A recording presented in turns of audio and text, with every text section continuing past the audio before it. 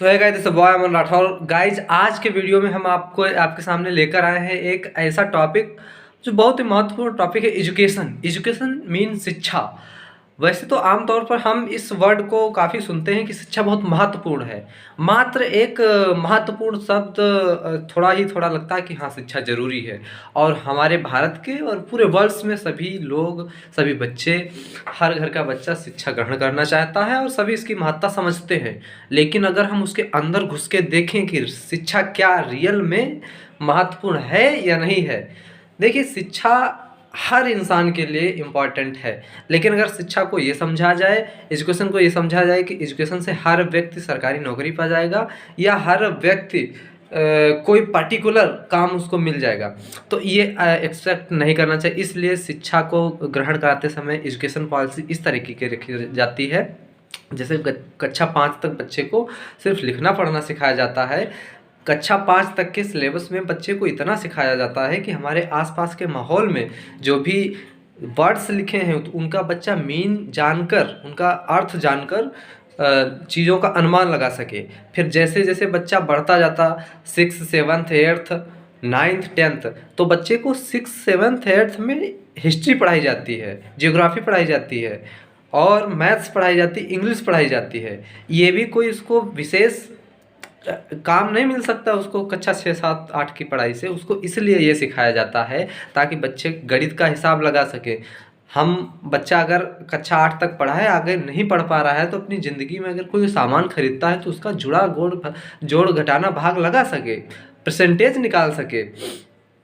इसलिए और इतिहास इसलिए समझाया जाता है क्योंकि हिस्ट्री में हम अपनी पुरानी चीज़ों को समझते हैं। आज देखिए, आज क्या है, एरोप्लेन है, हमारे पास मोबाइल फ़ोन है, इंटरनेट की सुविधा है, हमारे पास एसी, कूलर, अरे तमाम प्रकार की सुविधाएं हैं। लेकिन हिस्ट्री क्या थी? यही 100 साल पहले नहीं था हमारे पास। 200 साल पहले हमारे पास आज जिस हम गैस से खाना बनाते हैं, अब तो इलेक्ट्रिसिटी से भी खाना बनने लगा है। आज जिस गैस से हम खाना बनाते हैं, 100 साल पहले ये गैस से खाना नहीं बनाया जाता था। हालांकि मेरे सामने भी, मेरी उम्र अभी इतनी ज़्यादा नहीं हुई है, मैंने देखा है मिट्टी के तेल से कुछ उस तरीके से खींच कर खाना बनाया जाता था। उस तरीके से फिर उपकरण और बढ़े। तो शिक्षा, उच्च शिक्षा जब होती है तो उसको छोटी छोटी एक शाखाओं में बांट दिया जाता है। जैसे अगर बच्चा मैथमेटिक्स लिए है तो इंजीनियरिंग लाइन में जा सकता है। इंजीनियरिंग लाइन में मैथ का क्या योगदान है, और उसमें मैथ, फिजिक्स, केमिस्ट्री भी लगती है। अगर बच्चा डॉक्टरी करना चाहता है तो उसको पर्टिकुलर अलग नीट के थ्रू या फिर उसको MBBS, MD, तमाम प्रकार के उसके लिए फार्मेसी कोर्सेज होते हैं। तो वो देखो उच्च लेवल की शिक्षा होती है। इसलिए कक्षा 10 की शिक्षा में कोई आपको नौकरी के लिए, आप सिर्फ एक साधारण इंसान बनते हो, उसमें कोई ऐसी पढ़ाई नहीं करते तो किसी आपको विशेष काम में लगा दिया जाए। जब आप MBBS का कोर्स करते हैं तो उसमें आपको दवाइयों का ज्ञान होता है, उनकी संरचना, स्ट्रक्चर कैसा हुआ है, उनका ऑर्गेनिज्म कैसे हुआ है, एक्स्ट्रा एक्स्ट्रा। तो और किस मर्ज पे कौन सी दवाई चलेगी, आपको पर्टिकुलर विशेष रूप से हर एक वस्तु के, विषय वस्तु के बारे में जानकारी दी जाती है। हाई स्कूल तक की शिक्षा में क्या कराया जाता है? सिर्फ हम अपनी ज़िंदगी में कॉमन चीज़ों को, उसमें आप कुछ भी नहीं छोड़ सकते। आप कहते हैं हिस्ट्री बोरियत है, हिस्ट्री बोरियत नहीं है। उसको सिर्फ इसलिए पढ़ाया जाता है ताकि आप परिवर्तनों को समझ सकें कि यार, मतलब अभी जैसे हमारी जो हम जिस लेवल पे हम जी रहे हैं, हमारे पास जो सुविधाएं हैं, क्या ये सुविधाएं पहले भी थी? और नहीं थी तो क्यों नहीं थी?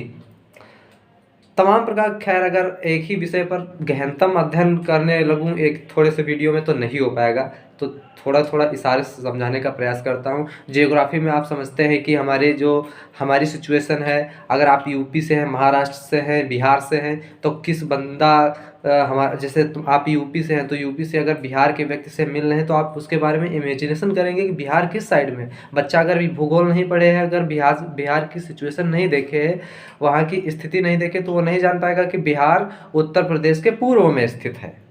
इसलिए भूगोल पढ़ाई जाती है। इंग्लिश अगर बच्चा कहीं पर लिखा देख ले कि डोंट स्पिट हेयर, यहाँ मत थूकिए, तो बच्चा इंग्लिश पढ़ तो लेगा लेकिन उसका अर्थ नहीं जान पाएगा।